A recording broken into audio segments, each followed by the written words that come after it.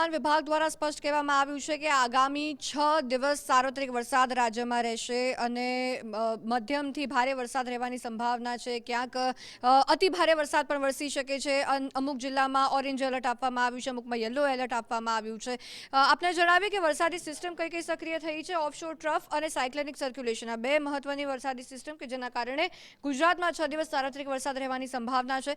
પરંતુ વિંડીના માધ્યમથી જો આપણે નજર કરીએ છીએ તો ભારે વરસાદની આગાહી અમુક જિલ્લામાં જોવા મળી રહી છે. તમે અહીંયા જો દક્ષિણ ગુજરાતમાં સુરતમાં જે રીતના વરસાદ દેખાઈ રહ્યો છે, તો વલસાડ ને એ તમામ જગ્યાએ વરસાદ વધુ પ્રમાણમાં દેખાઈ રહ્યો છે. તો સાથે અહીંયા જૂનાગઢમાં જોઈએ, દ્વારકા, જામનગર, જે તમામ આ બધા જે આ બોર્ડર પાસેના જે તમામ જે જિલ્લાઓ છે ત્યાં વરસાદી માહોલ રહેશે. ભાવનગરમાં અત્યારે તો વરસાદ નથી. સવારના 9 વાગ્યાની આ પરિસ્થિતિ અમે આપને દર્શાવી રહ્યા છીએ. કચ્છમાં ખાવડા હોય, ગાંધીધામ હોય, એ જગ્યાએ વધારે વરસાદ છે. મધ્ય ગુજરાતમાં પણ આપણે અમદાવાદમાં પણ જોઈ રહ્યા છીએ કે વહેલી સવારથી જ વરસાદી માહોલ તો ન કહેવાય, પરંતુ થોડા છાંટા, ઝરમર છાંટા પડે છે અને કાળા ડિબાંગ વાદળો પણ જોવા મળી રહ્યા છે વહેલી સવારથી. તો ઉત્તર ગુજરાતમાં પણ યલો એલર્ટ હવામાન વિભાગ દ્વારા આપવામાં આવ્યું છે. તમે જોઈ શકો છો મહેસાણામાં વરસાદી માહોલ છે. પાલનપુર ને એની ઉપર તો આ ડુંગરપુર ને એ બાજુ તો ખૂબ વરસાદી માહોલ જોવા મળ્યો છે. રાજસ્થાન તરફ વધારે વરસાદી માહોલ જોવા મળી રહ્યો છે. તો ધીરે ધીરે ઉત્તર ગુજરાતની આપણે ઉપર જોઈએ ત્યાં પણ વરસાદી માહોલ છે. હવે થોડો સમય આપણે આગળ વધારીએ. 9 વાગ્યાનો સમય છે, બપોરના 3 વાગ્યાનો સમય કે જ્યારે અમદાવાદમાં પણ ખૂબ વરસાદી માહોલ છે. 3 વાગે તમે જો હવામાન વિભાગે સ્પષ્ટ કહ્યું છે કે બપોર પછી મધ્ય ગુજરાતને મેઘરાજા ગમરોળશે, મધ્ય ગુજરાતનો વારો આવવાનો છે. એટલે સાંજના સમયે જ્યારે વીકેન્ડ છે, કોઈને બહાર જવું તો ખાસ ધ્યાન રાખવું, કારણ કે અમદાવાદ જેવા શહેરમાં વરસાદ પડે છે, પાણી ભરાઈ જાય છે, એમાં શંકાને સ્થાન નથી. વડોદરામાં પણ વરસાદ છે, ભાવનગરમાં પણ વરસાદ પહેલા 9 વાગે નહોતો, પરંતુ બપોરના સમયે ભાવનગરમાં પણ ભારે વરસાદી માહોલ જામી શકે છે. સુરતમાં પણ વરસાદી માહોલ જામી શકે છે. સાર્વત્રિક ગુજરાતભરમાં વરસાદી માહોલ છે. હજી થોડું આપણે આગળ જઈએ, સાંજના સમય પર આપણે જોઈએ કે રાતના 9 વાગ્યાનો સમય છે. રાતના 9 વાગે વરસાદ ઓછો થઈ જશે. બપોરથી સાંજ સુધી મધ્ય ગુજરાતમાં વરસાદ રહેશે, ત્યારબાદ ધીમે ધીમે વરસાદી જોર ઘટશે.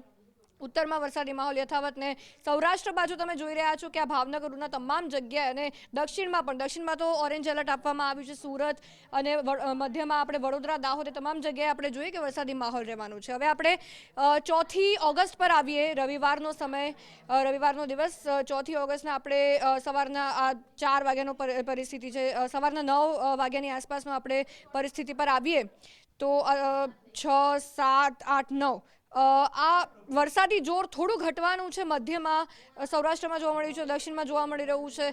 હવે થોડુંક આગળ આપણે વધી બપોરનો સમય આવીએ 4 ઓગસ્ટના, તો બપોરના 6 વાગ્યાનો, સાંજનો 7 વાગ્યાનો સમય છે કે જ્યારે મધ્ય ગુજરાતમાં વરસાદી માહોલ રહેવાનું છે. મહેસાણામાં થોડોક રહેશે, પાલનપુરમાં વધુ વરસાદ રહેશે. એટલે કે ઉત્તર ગુજરાતમાં વધારે વરસાદનું માહોલ રહેશે અને દક્ષિણમાં, સુરતમાં ઓછો થઈ ગયો છે, પરંતુ વલસાડ બાજુ વધારે વરસાદી માહોલ છે. હવે 5મી ઓગસ્ટે આવીએ, થોડું આપણે હજી આગળ જઈએ. રાતના અડધી રાતનો સમય છે કે અમદાવાદમાં આપણે જોવું છે મહદઅંશે રાતના સમયે જ વરસાદ પડે છે.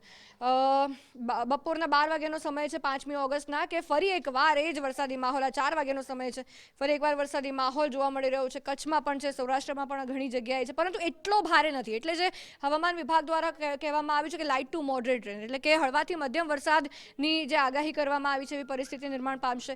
હજી થોડું આગળ જોઈએ, 5મી ઓગસ્ટના રાતના સમયમાં આપણે જઈએ તો રાતના 9 વાગ્યા 11 વાગ્યાનો સમય છે કે જ્યારે અમદાવાદ, પાલનપુર જે ધીરે ધીરે વરસાદી જોર ઘટી રહ્યું છે, પરંતુ આ ધ્રુવિશા 5 વાગ્યા જેટલો જે સમય છે, 5 ઓગસ્ટનો જે રાતના 11 વાગ્યાનો સમય છે, ત્યારે ધીરે ધીરે વરસાદી જોર ઘટશે. પરંતુ ફરી એકવાર મેઘરાજા ગુજરાતને ગમરોળે તો નવાઈ નહીં, કારણ કે 6 દિવસ સાર્વત્રિક વરસાદની આગાહી હવામાન વિભાગ દ્વારા કરવામાં આવી છે.